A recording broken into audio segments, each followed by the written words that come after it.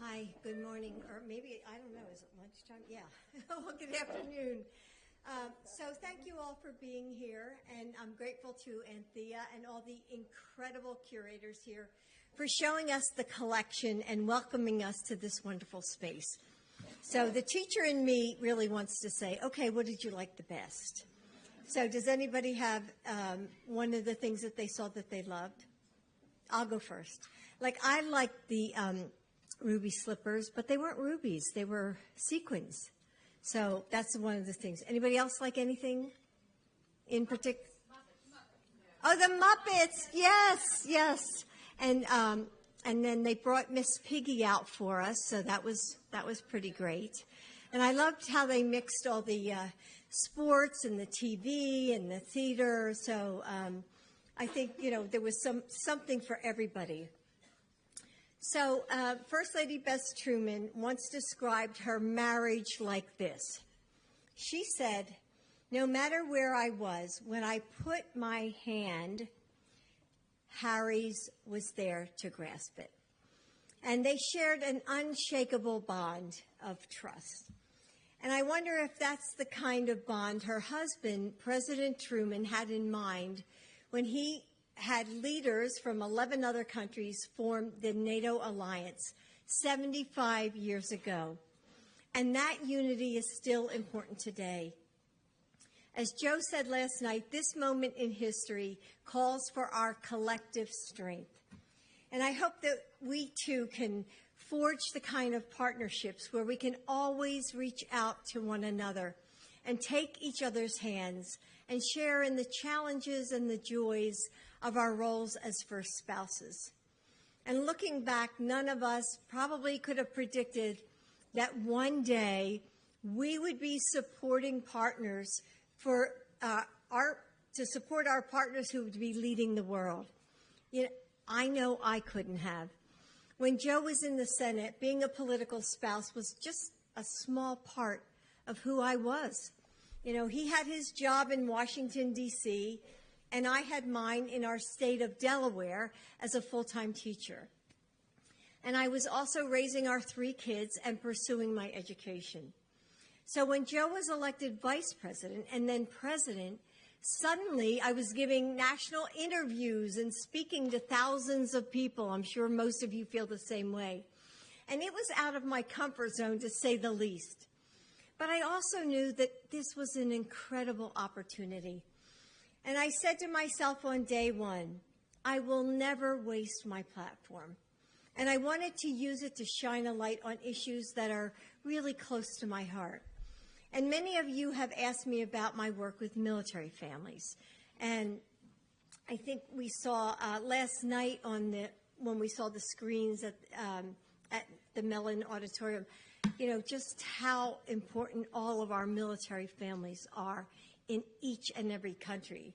And because the armed services from our countries often serve shoulder to shoulder all around the world, as we saw last night, I wanted to share more about my work with you today. So as many of you know, I'm a military mom and the daughter of a World War II veteran. So supporting the men and women who step forward to serve in our all-volunteer force is personal to me and to Joe. And over the last several decades, I've sat down with hundreds of military families and listened. And my White House initiative, Joining Forces, is the direct result of those conversations.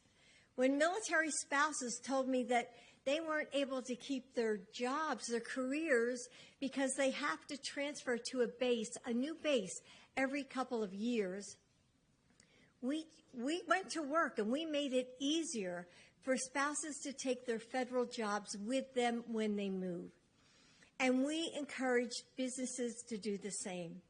When military kids told us that, no one in their schools really understood what they were going through, how they sometimes felt all alone, we made sure that the educators, teachers like myself, had the resources to support military students.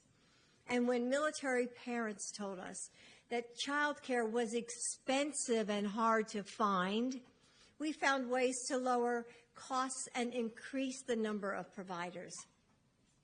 So as president, Joe believes that of all his obligations, the only one that's truly sacred is preparing those we send into harm's way and caring for them and their families when they return home. And I'm proud of how joining forces has helped honor that sacred obligation. Throughout my work, I've found that the most enduring change comes when I begin with what I know, like being the daughter of a veteran and being a military mom. So as you probably all know, because a lot of you have spoken to me about it, I'm also a community college professor, and that has shaped my work to make sure that our education system lives up to its promise for all students. The fight to end cancer is also personal to our family, as most of you know as well, and I know that a lot of you are working on the same issue. So I'm promoting early detection and screenings and improving the patient, family, and caregiver experience. And I've launched a new initiative to advance women's health research, especially for women in midlife and beyond. So women's lives don't end at 50, and we need a lot more answers about our health. So over the years, as I've gotten to know many of you, I've heard about the issues that are close to your hearts, how you are creating change. And as we spend a little bit more time together, both here and at Camp David tomorrow, I hope to hear about what drives you and talk about, how we can continue to support one another. So as I look around this room, I'm reminded of the strength of our bonds and that our work is always better when we do it together. Thank you. And can I just say tomorrow for Camp David, please dress comfortably. Don't put on those high heels because you're going to be going into helicopters and you're going to be at camp. So please just wear flats, wear sneakers, just feel comfortable. All right. Enjoy the museum. You're welcome to stay and walk around, or I know a lot of you have other things to do. So thank you for Thank you all.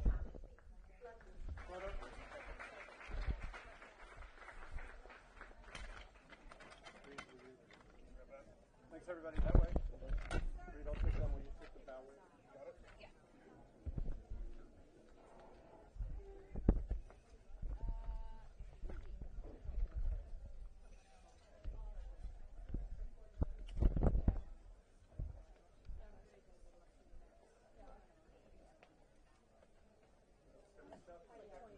Yeah.